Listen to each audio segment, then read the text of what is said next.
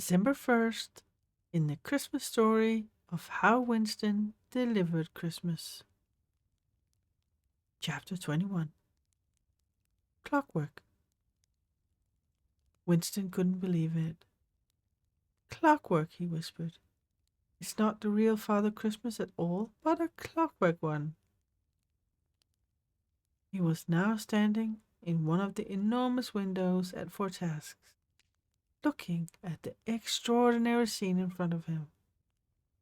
Everything was set up as if they were in Father Christmas's workshop at the North Pole.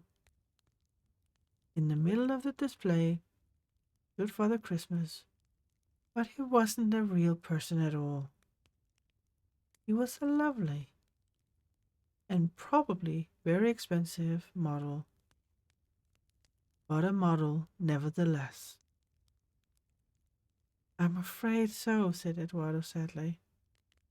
We almost have lovely Christmas windows displays here at the store, but this is the biggest and most extravagant we've ever had.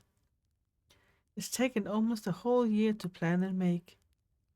We've had crowds of people standing outside looking at it, and people have traveled for miles to see it. Watch. Eduardo disappeared behind one of the painted background panels and carefully flicked a number of switches that were hidden away out of sight. The window suddenly came to life. Lights flickered on, and a certain of pretend snow began to fall behind an artificial window at the back of the workshop. Christmas music started to play, and all around Winston, things sprang into motion. Train sets chugged around the scene, puffing out smoke. Toy airplanes swooped and looped overhead. Rows of teddy bears waved their fluffy paws, and dolls danced in circles.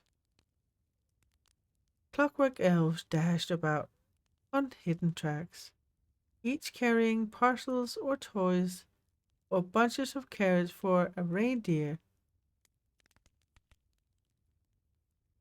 whose head appeared every so often through the workshop door. And then there were Father Christmas himself, surrounded by sacks overflowing with gifts, checking a long, scrolling list in his hand, then waving to the imaginary crowds outside. His eyebrows waggled and he smiled, and every so often his belly would jiggle with glee and the scene around him. It really was wonderful, but Winston couldn't enjoy any of it. He felt so wretched and sad. He tried so hard to deliver this letter, but he let his hungry tummy distract him. He should have known that real Father Christmas wouldn't have time to be standing around in shops on Christmas Eve. And now it was too late to get the envelope to the North Pole. Winston slumped against Father Christmas's boots and covered his face with his ears.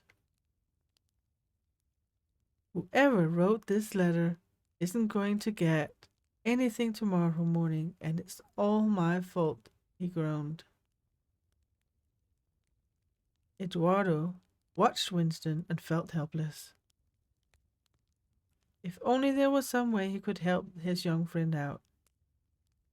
He looked about him for any inspiration, expecting that he wouldn't find any, but hoping nevertheless. Suddenly, his eyes fell on something that planted a seed of an idea in his mind.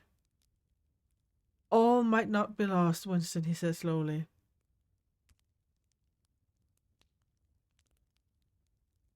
But it is already, said Winston sadly. I'll never get to the North Pole now. Eduardo grinned. I think you might. Ow! Said Winston, sitting up. Eduardo pointed to one of the toy planes that was busy loop-looping above the heads and said, You're going to fly.